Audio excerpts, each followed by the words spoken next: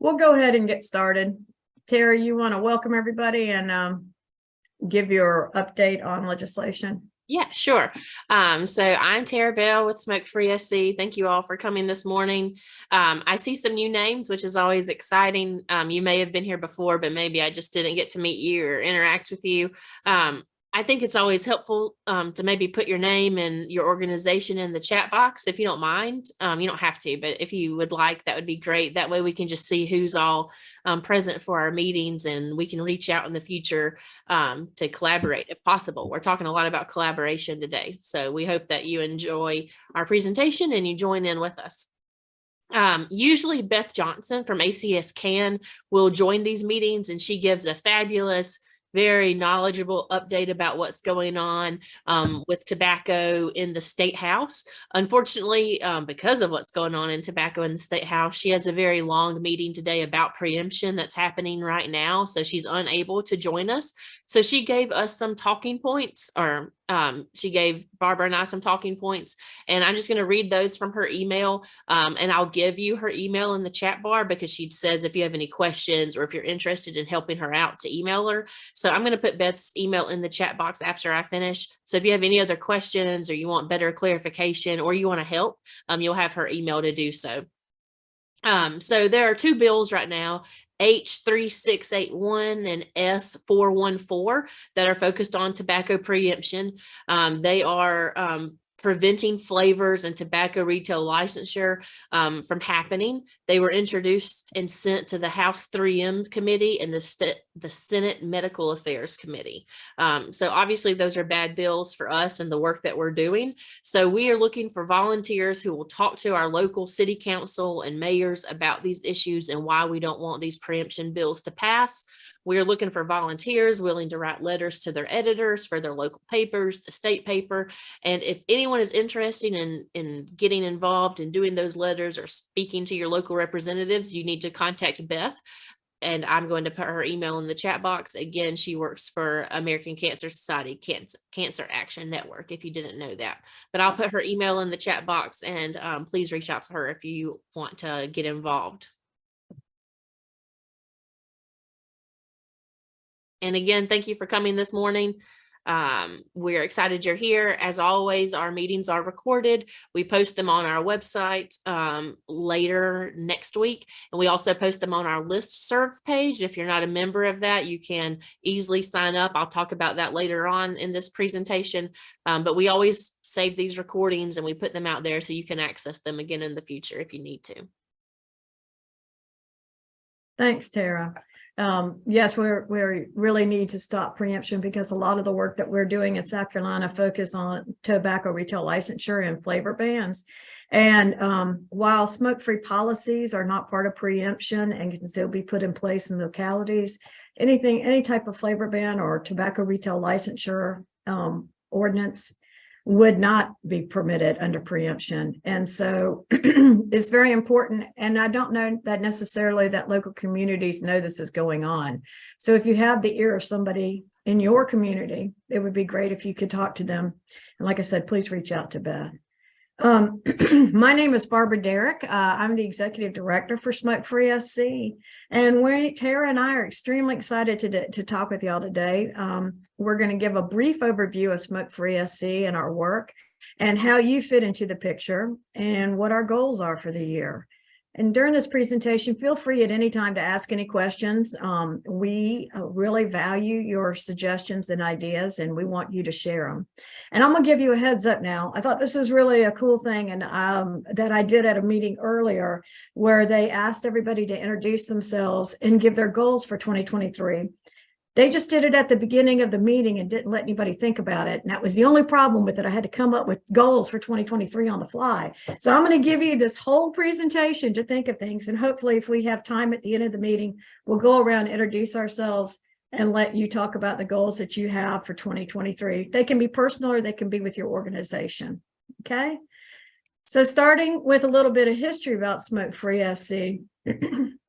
It originally began in 2001 as a 501c3. It was named the South Carolina Tobacco Coalition, which I think was a little confusing to some people at the time. And it was originally started to increase the cigarette tobacco tax, and also to respond to the toll tobacco had taken on our state.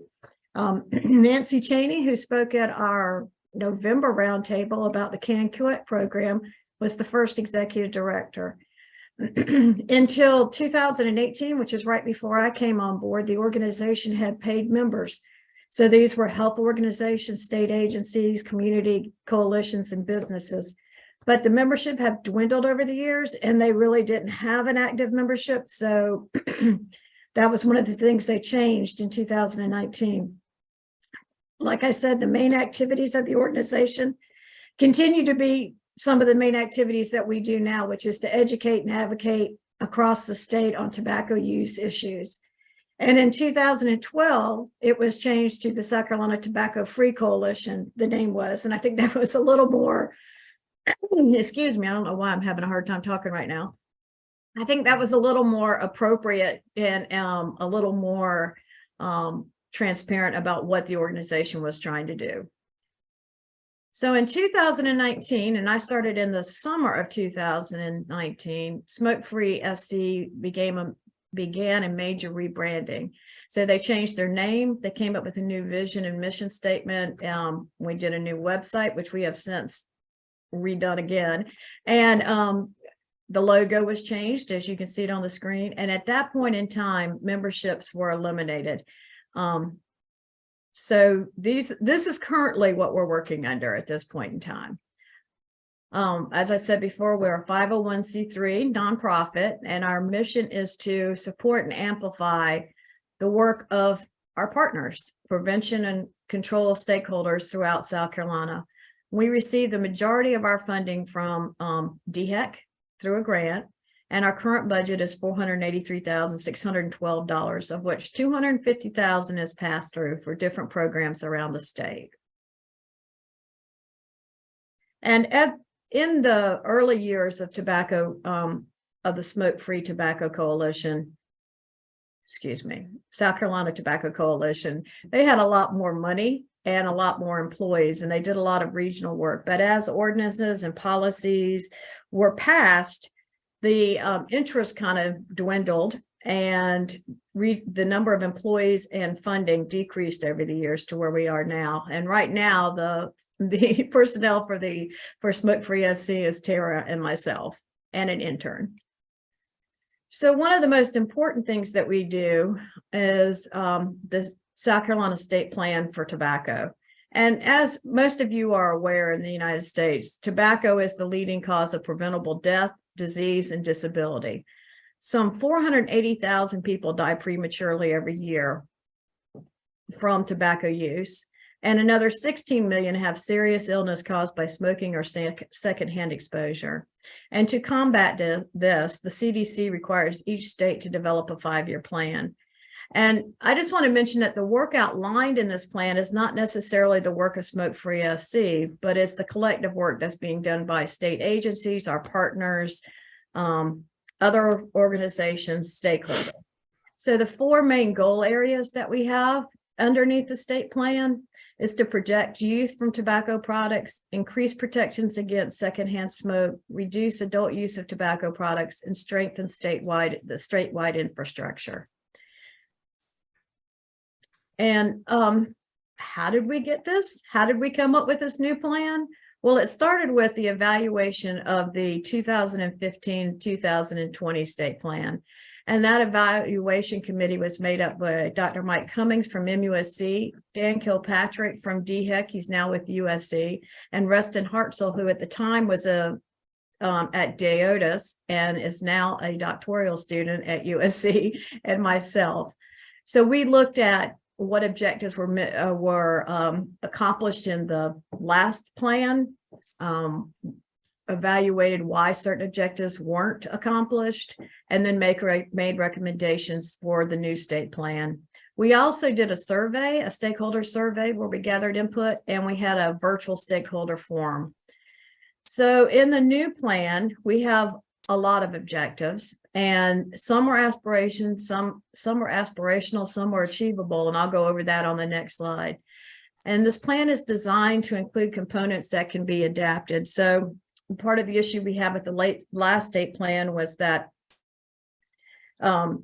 it was a very rigid document, and it was never really looked at during the 5 years to kind of change or because it was not a living document, I guess is what I was going to say. And so it didn't really talk about emerging products that came about. A PDF of this plan and the evaluation is on our website, and we can also send you hard copies of it if you'd like, and you can order those on our website too. So here are some examples of aspirational objectives within our state plan. An increase on tax on e-cigarettes and other tobacco products. Anybody who was around in 2001, I'm sure Dr. Keeley and several of us old people can remember how hard it was to get the first tax approved. So increasing a tax on e-cigarettes, increasing really a tax on anything in today's environment is probably not going to happen. It's something that should happen, but it probably won't. And that's why I term it an aspirational goal. Another one is to achieve state funding, incremental increases in state funding for tobacco control programs. And while I don't think achieving increases in state funding is necessarily unachievable, I do think that reaching the CDC recommended goal of 51 million is. Currently, our funding for tobacco control programs in South Carolina is only 5 million. So it would be aspirational to get us to 51 million. I also want to point out about the tax on e-cigarettes is that there are only 4 states in the United States that have a lower tax: Georgia, North Carolina, North Dakota, and Missouri. So we are at the bottom. And here are some achievable goals: increase cigarette cessation attempts by adult smokers. From the last plan to this plan, there was a 25% increase in quit attempts. And during the 2019 TIPS campaign that was run by CDC, we saw a 36% increase in calls to the quit line. So there are things that we can do to increase cessation attempts. Increase the percentage of South Carolina residents that are protected by smoke-free municipal policies. Currently, 44% of South Carolina is covered by smoke-free policies, and all the work we do at the local level will increase that number, very achievable, and increase the percent of colleges, universities, and technical schools with comprehensive smoke-free policies. We saw a 32% increase in that from the last plan to this plan. So, excuse me. Sorry about that, guys. Here are some upcoming activities that we're going to be working on this summer. We're going to do a stakeholder survey that is going to catalog the stakeholder work that's currently being done on items within the state plan. And we're also going to do conduct a plan review and revise the plan as needed.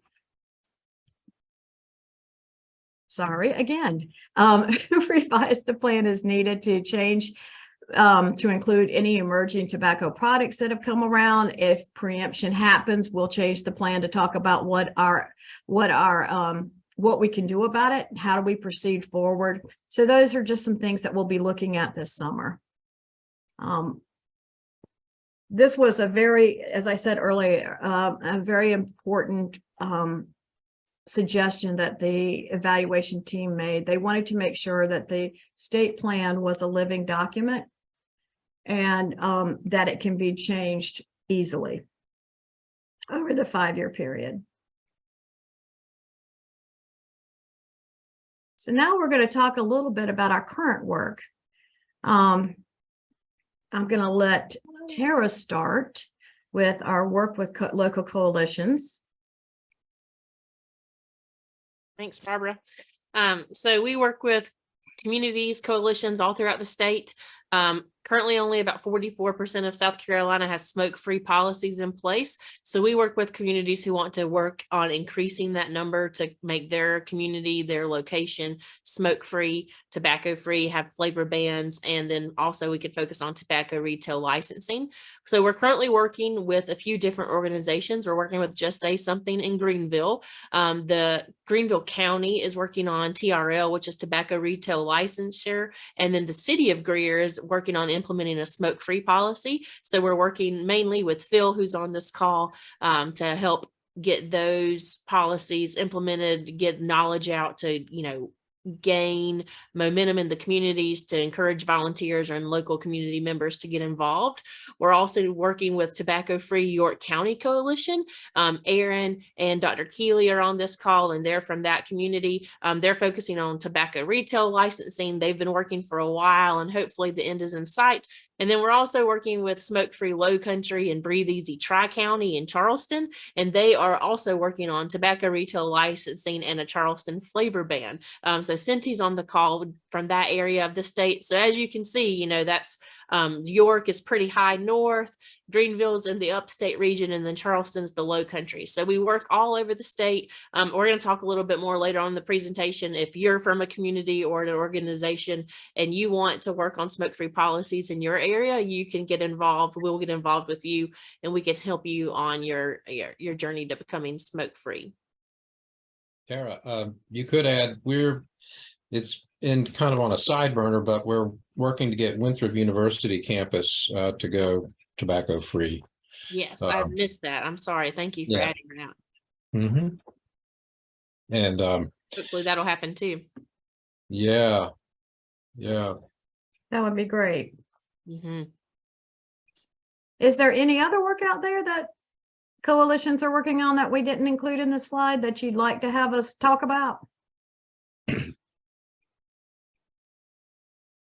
Well, I'll call out Kristen Slocum. I think is on the call. She's with DHEC, and she's we're working through Kristen with Winthrop University. Yeah. Oh, great. That's wonderful. And then we're working in Travelers Rest as well. Yes, I knew that was on the horizon. I didn't realize it had actually started. Oh, just little steps are a start, so I'll take it. Is Travelers Rest in Greenville County? Yes. Yes. Okay. It's northern Greenville County. Okay. Good. We'll add those to our list. We will. It's exciting as it grows. Next, we're going to talk about point of sale, and point of sale is really where I got my first exposure to tobacco issues. And I'm going to be really honest with y'all. I was extremely naive when I came on board here at Smokefree SC. I thought smoking was a thing of the past. I really did not, was not affected on a daily basis by anybody smoking. Nobody I knew smoked. I didn't go to restaurants or where people smoked, didn't go to bars where people smoked. I thought everybody had that wonderful life. I really didn't go into convenience stores. I usually just got my gas at the pump and sit my kids in. So I really wasn't aware of what was going on. And, in a convenience store at the point of sale for retails, tobacco retail. And I was just very, very naive and clueless when it came to the marketing that was being done by Big Tobacco. So point of sale is one of our is a very big piece of our current work. And point of sale is defined as the advertising, promotion, and product display where tobacco products are sold. So it's important because it exposes youth to pro-tobacco messages. It creates positive attitudes towards tobacco products. It increases youth experimentation and initiation. And it encourages impulse buying, which makes it harder for users who are trying to quit. And here are some examples of tobacco advertising at the point of sale environment. So I hope y'all can see this. This is a picture that I took, and I just want to say I was a winner of the photo contest for Counter Tools. And here is my prize. I got a nice cooler bag. And for all of those of you who did not enter, ha. But I took this photo because I just thought it was so funny that, or not funny, haha, but just funny, sad, that they are still advertising menthol cigarettes as healthy. So if you can see it, and I don't know if you can, it says menthol, 100% plant-based menthol in these cigarettes, as if this is a green product and good for you. You can see over in the second middle photo that we have all these tobacco products right near what? Candy, and right at the floor level where children are going to be. And, you know, I'm sure they're going to see the flavors on there, which is, you know, they're going to see orange and mango and birthday cake and bubble gum and everything else. And that's going to appeal to them. And in the third photo is you can see the tobacco products are directly above an ice cream container. So it is quite amazing how tobacco advertises. And you'll see this in grocery stores, convenience stores, Dollar Generals, you know, all over the place. And what we do in point of sale is we collect data about how they're advertising.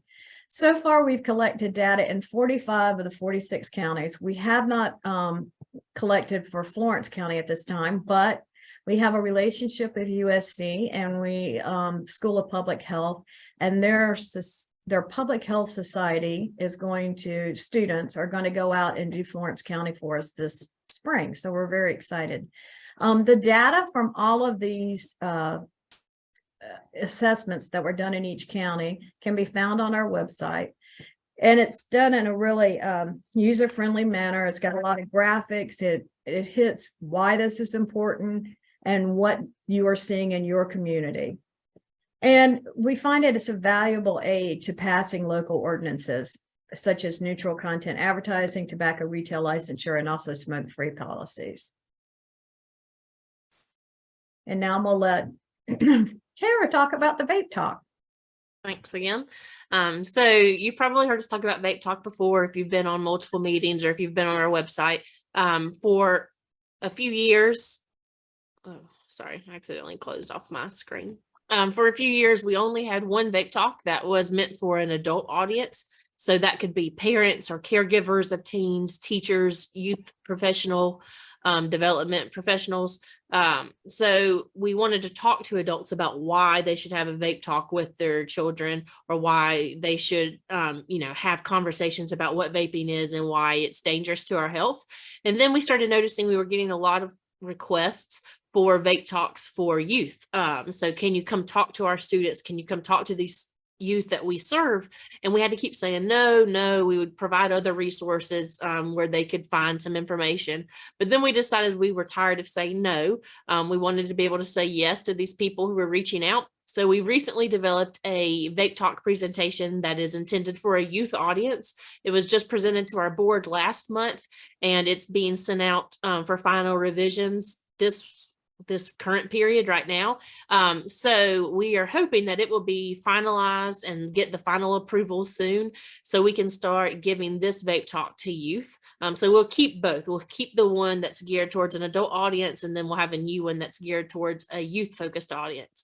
It's meant to be a really brief introductory course that discusses the most current and accurate information about vaping. We keep it to about 30 minutes. We don't want it to be any longer than that. It's just an introduction. We give resources to where parents and youth can go afterwards if they're looking for more cessation resources, if they're looking for more informational, educational resources. We give all of those opportunities at the end, but we want to keep ours short, 30 minutes, just to get that conversation started, to get the knowledge out there if it's not already present, to address some of those false narratives that we've heard around vaping. We focus on the health consequences for teens, ways adults can have productive vape talks with the youth in their life to discourage teens from vaping, and how youth who are already vaping can access quitting resources. So it's an exciting step forward into you know, what we hope to do this year, and to creating a more diverse audience for Smokefree SC. And I do want to mention that the adult audience version of Vape Talk is endorsed by the South Carolina Pediatric Physicians South Carolina chapter of pediatric physicians. Do I have the right title there, Tara? I think I do. It's close enough. And we are working with them to get their endorsement of the one for youth also. Okay. And Terry, you want to talk about the tobacco roundtable? So, you're here on it. So you are experiencing the tobacco roundtable. It was presented to create a discussion for tobacco prevention and control stakeholders throughout the state to engage in monthly conversations. We do it every month except December. We always meet at 10 a.m. on the fourth Friday of the month with a different host and a focus area for discussion each month. I'm going to go to the chat real fast. I saw a question pop up, and that's a great question, Ellen. I should have answered it. The vape talk can be virtual or in person. And I'm going to talk about our website a little later on in our presentation. And I can show you on the website where you can go to learn more about the vape talk and request the vape talk. So I am going to discuss that. And then, you all are here today, so you know that you had to register for the meeting in advance. You can do that on our website. You can also access that via our e-newsletter. And I'm also going to show you on our website where you can go to access all of the recordings of past roundtable presentations.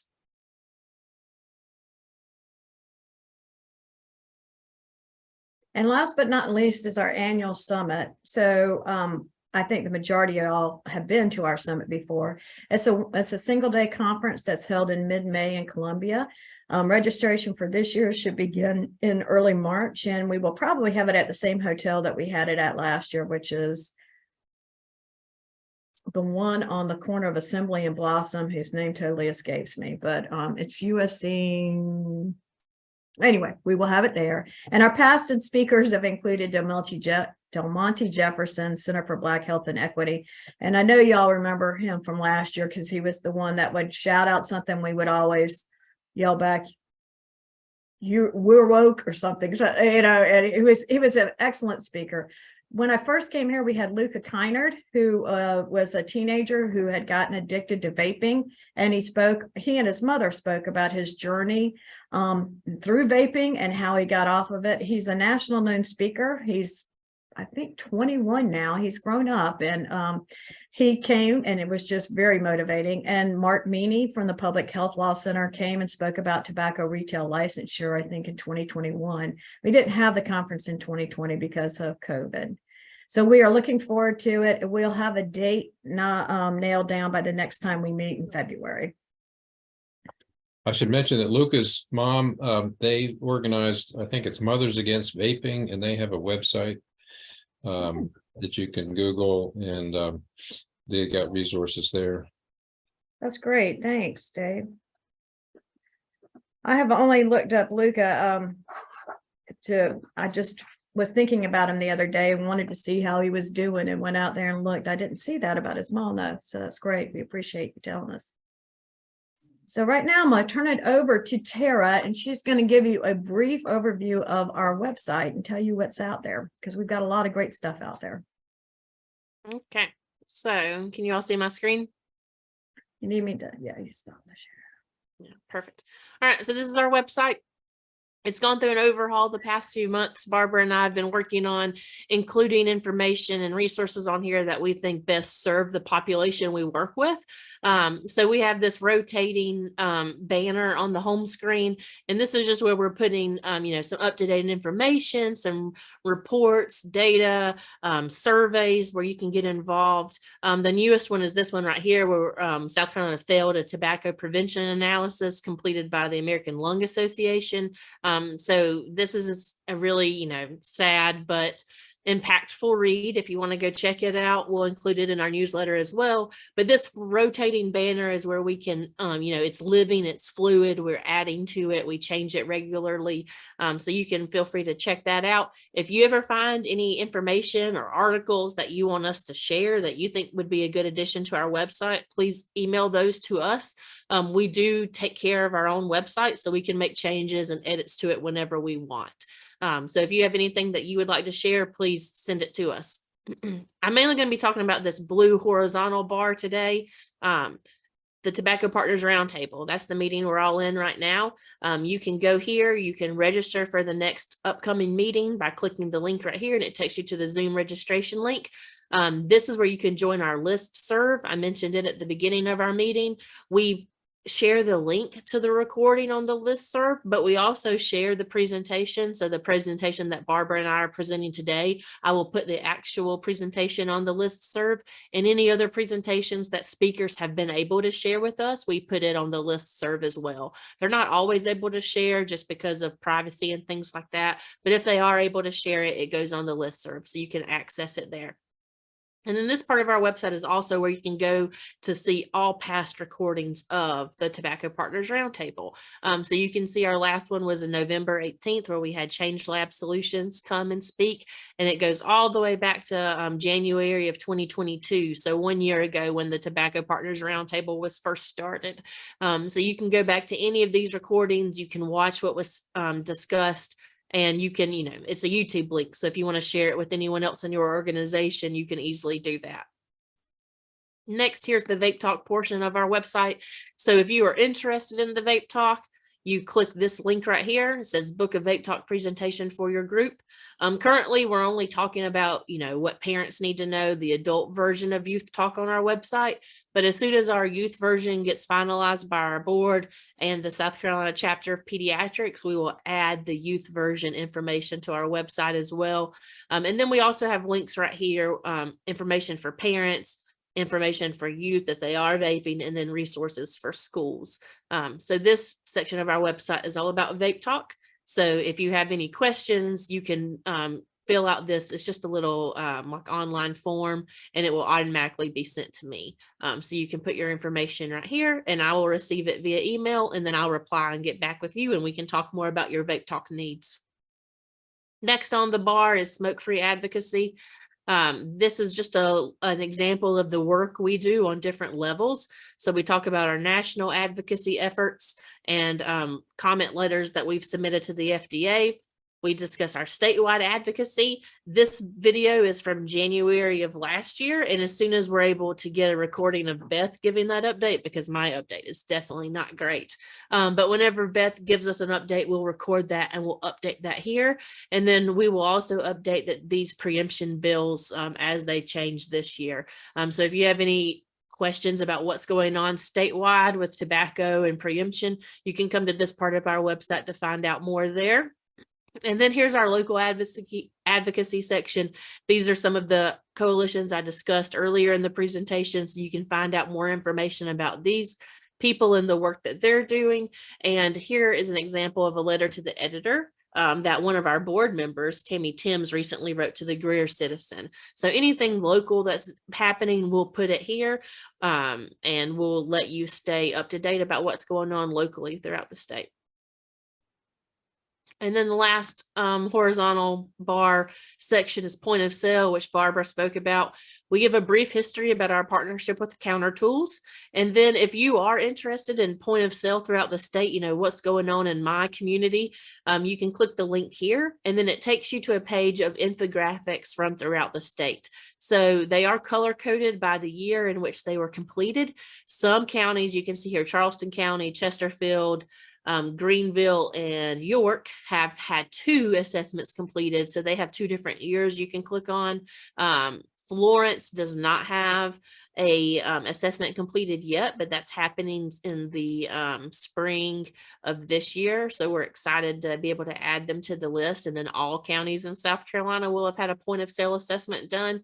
But you can just click on the year. We'll go to Chesterfield County 2022. And as it loads, you'll see these were created by Counter Tools. So we're thankful for, having these documents for us. You can go to these to read. It gives you an example, a definition of what point of sale is. It tells us why point of sale is important, and it gives you data. So you can see the percentage of tobacco products sold that were flavored, menthol, flavored e-cigarettes, cigarillos or little cigars. You can see how close they were to a school, in some of the documents, some are different than others. It just depends on what's included on the presentation. But if that's information you need for your county that's not included on the point of sale infographic, then you can just reach out to us and we can get that for you. You can see how many had outdoor advertisements here, the advertisements within 3 feet of the floor, which we know is eye level for children.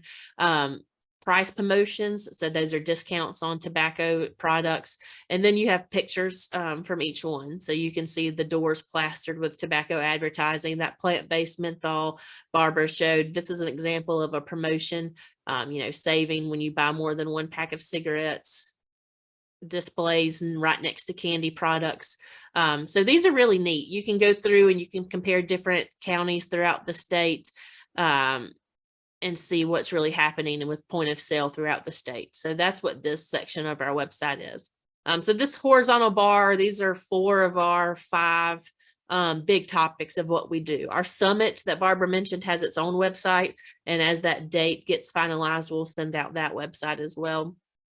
And then the top of our website, just our mission, our values, our team, and that includes our board of directors and the support that they provide us. Resources is, just resources throughout the state. I shared a link to this in the chat bar, but that state plan that Barbara mentioned, if you want to order those documents, you do so from this section of the state. You can access model policies that DHEC has created here to see, what the difference between smoke-free and tobacco-free is. This is college and universities, tobacco-free parks and recreation, community organizations, churches, and faith-based organizations. So if you want to see what an example of a smoke-free policy is, you can come here to do that. And the listserv is also mentioned here. The SCDHIC county profiles, if you haven't looked at these, I recommend you do so. It goes into detail again about the different counties throughout the state. These are alphabetical. It shows you what percentage of that county is smoke-free, the municipalities, and if those individual municipalities have any type of smoke-free or tobacco-free policy. It goes into data with work and adult smoking and youth smoking, talks about their school districts and the colleges and universities if they have a smoke-free and tobacco-free policy. These are just great resources created by DHEC this last year. So these can be accessed from our website as well. SC Can Quit, that was our speaker a few months ago, Nancy Cheney, and the work that she and that team are doing throughout South Carolina in cancer centers. And then our professional education annual summit. If you didn't attend, or if you did attend and you want to go back and look at some of those videos, we have all of the recordings from all of our past summit sessions here. So this session 2022, this was just last year. So we have all the videos of our speakers and our panels from 2022 here, and then it just keeps going on back through the year. So 2021, this focused on youth vaping, so all of the videos from 2021 are here. And then like Barbara said, it didn't happen in 2020 because of COVID. But these are great resources, great professional development. When I first started at Smokefree SC a few months ago, this is what I watched at the beginning, just to learn what was going on in tobacco in the state and in the nation. So if you have new staff members starting, you can direct them here just for that professional development aspect. And then obviously, and then there are the 2019, which is the one that I was involved in when I first came on board. It's on our YouTube channel also. I think that's as far back as they go. I think you're right. And then our e-news, this is how we promote our virtual roundtable, the meeting we're on. We promote it via e-news. We share professional development opportunities for organizations throughout the nation that are focused on tobacco or smoke-free work. We share local, what's happening with our local coalitions, opportunities to get involved. So our e-news is really beneficial if you're not signed up for that as well. And you can do that from the website as well.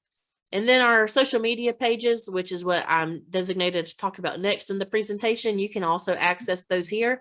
So we have a Facebook and Instagram, Twitter, and LinkedIn, and all of these are just at Smokefree SC. So you can click on those and it'll take you directly to Facebook, to Instagram, where you can follow us. So that's a really quick overview of our website. There's a lot of information here. I really recommend visiting and just exploring. And like I said, we want this website to be a resource for anyone who visits our website, not just ourselves, you know. So if you think something should be added to our website, if you see something that's dated and that you know has been updated, please send all of that to us. We'll add it. We'll give you credit. We'll share it on our social media accounts, but we'll add whatever you think is beneficial to our website. We want it to be interactive. We want it to be accurate. We want it to be fluid. And I Tara. just want to say thank you to Catherine Warner. I'm not sure if she's on the call today, but she came over and had a meeting with Tara and I and really helped us focus on what we should put out there for Smokefree SC. We had a DHEC focus before as opposed to the work that we were doing. And Catherine pointed that out and we were like, oh yeah, you're right. And so we've really updated it and changed it to focus more on what we're doing, what our partners are doing. So we really, if she's not on here, y'all tell her I said thank you.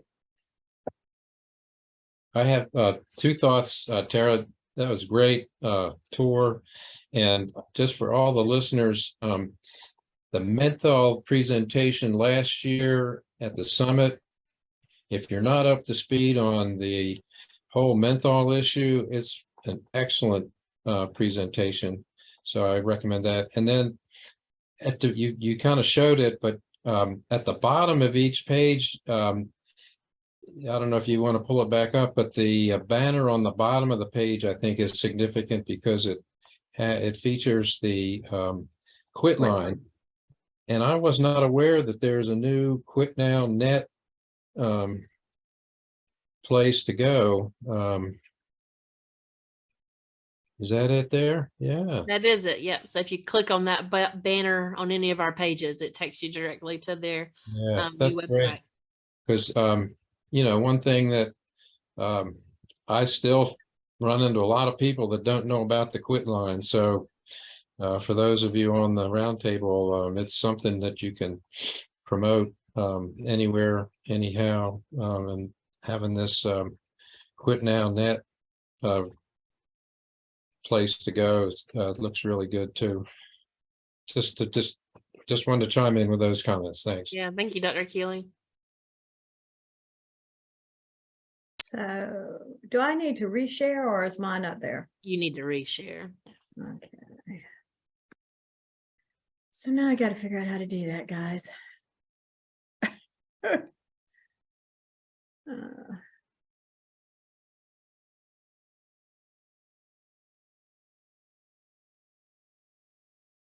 And I really don't know how to do it.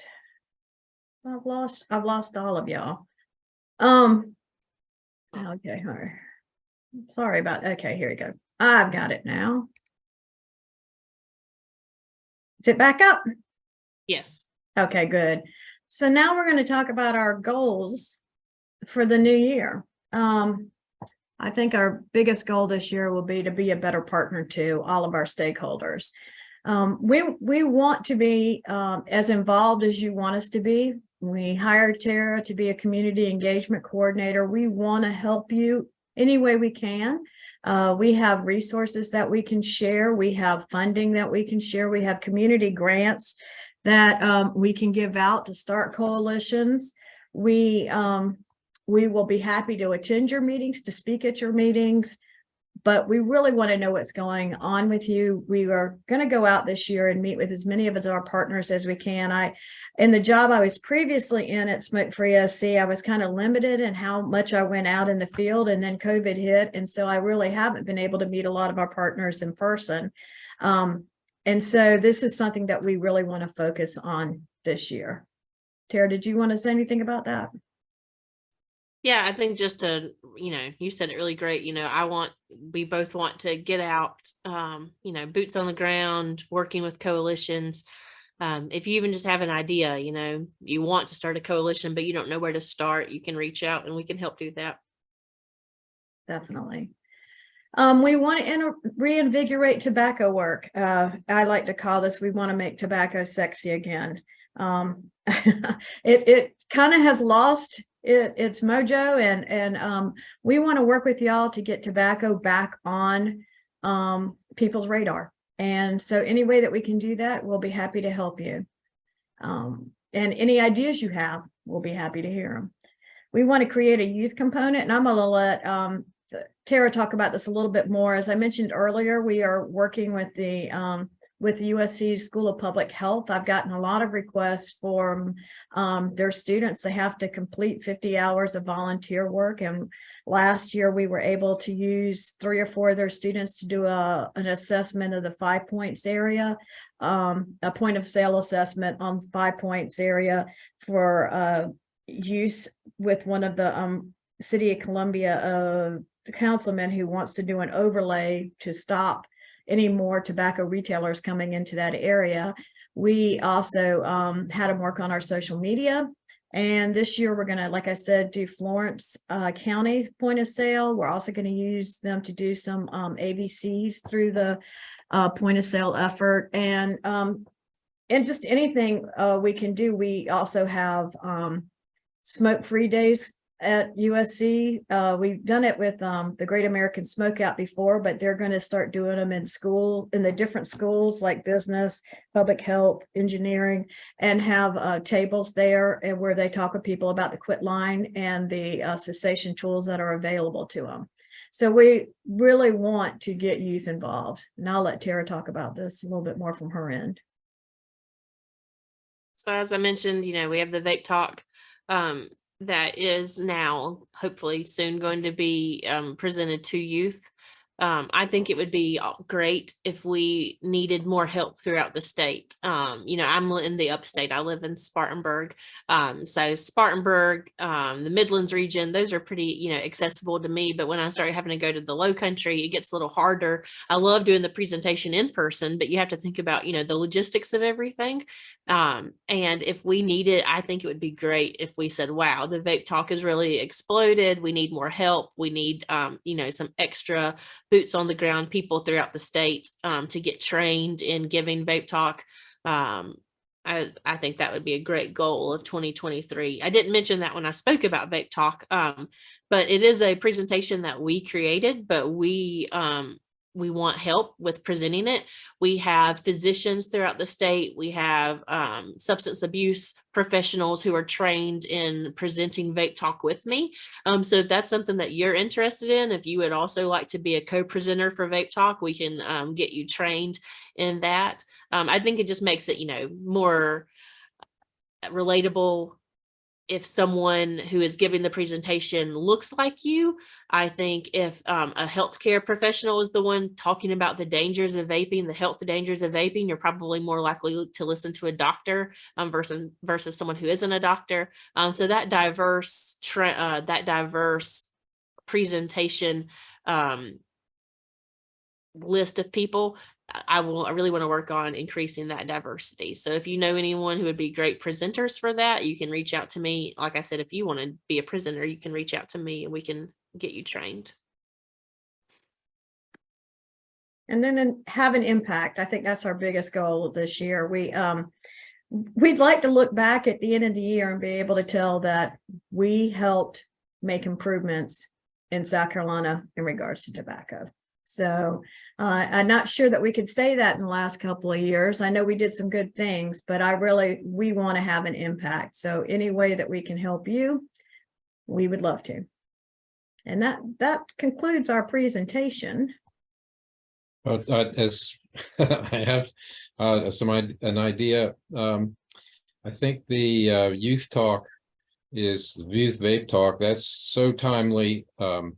I keep hearing from all our school districts that 9th graders particularly are all into vaping. And it's really a head scratcher for the school officials. So I'd love to get someone trained for York County on the youth vape talk. If not me, then maybe a couple people actually. And so that's great to hear. And is the Department of Education I'm sure they're concerned about vaping. Do we have any, connections that Smokefree SC has made with the Department of Education regarding vaping in the schools? I just met someone last month who is a member on the State Department of Education, and he did express interest in learning more about it. And we're just waiting on it to get approval, and then we'll reach out to him to see if we can create a collaboration that's statewide. Right. And he did say in that meeting, he said he is down in I think Horry, Georgetown is where he is like physically located, but he just serves on the state committee. And he said that's the biggest one of the biggest safety concerns they have in his school district. They had to invest in these special smoke detectors for vaping that they've just installed in all of their middle school bathrooms. So they're experiencing it, pretty bad at the middle school level. So it's definitely a concern statewide.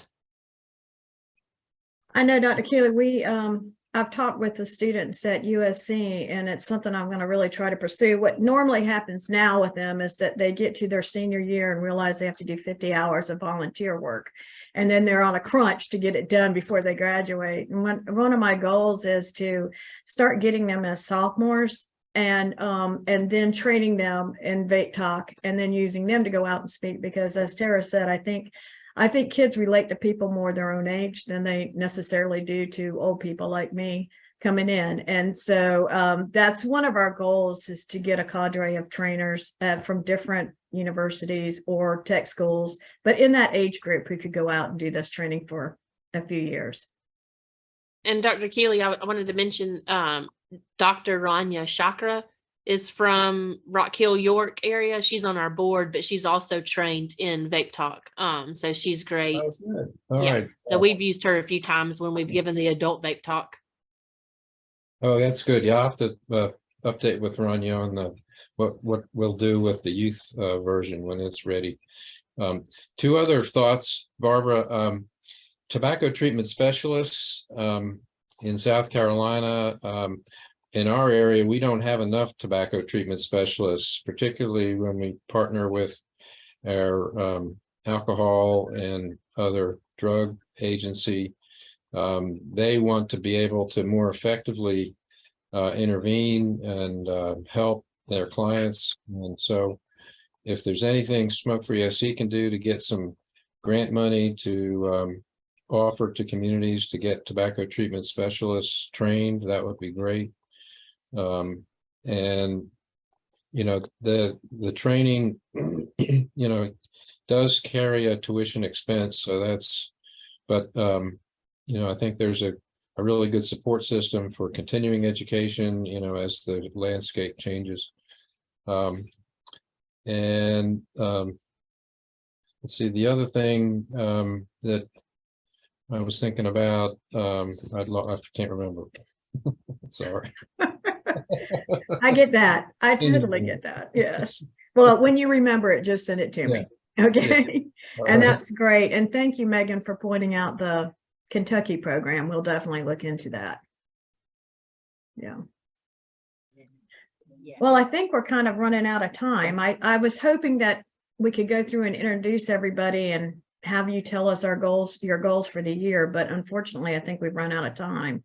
So I did want to mention that Rihanna Scott, who's on this call, is going to do a presentation next month at our Tobacco Roundtable on faith-based ministries and Hold Out the Lifeline and the work they're doing in South Carolina. Isn't that correct, Rihanna? I'm going to let you speak quickly on that. Yes, so next month I'll be presenting about the Community-Based Tobacco Disparities Program, which is a program under our CDC grant with the South Carolina Department of Health and Environmental Control in the Tobacco Division. So yeah, I'll provide an overview of that program and what the goals and objectives of that program is. And I'll also highlight our partner in that effort, which is Hold Out the Lifeline, and give a few points about some of our focus areas for the coming year. So, yes. Thank you, Rihanna. Appreciate it. Looking forward to it. Looking forward to I learning.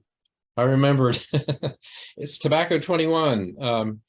That's I'm aware now that I think the SINAR efforts, they actually have two groups of people.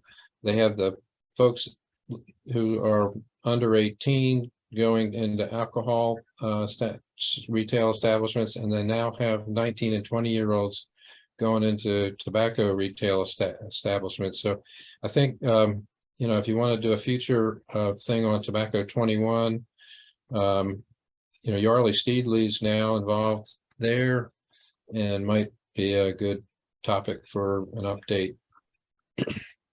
Great, thank you. Thank you for that, Dave. And Helen put in the comments about Katie Wynn's committee that educates providers, social workers with the 2 A's plus R education. So we'll definitely look into that too, Helen. Thank you for putting that in. That concludes our meeting for today. And I just want to say thank you to everybody who came. I hope you found this informative, and we look forward to seeing you next month. Yeah, thank you all for coming. We'll send out the registration link in our e-news, and it'll also be on the website. And the chat, the PowerPoint, and the video will be on our website next week.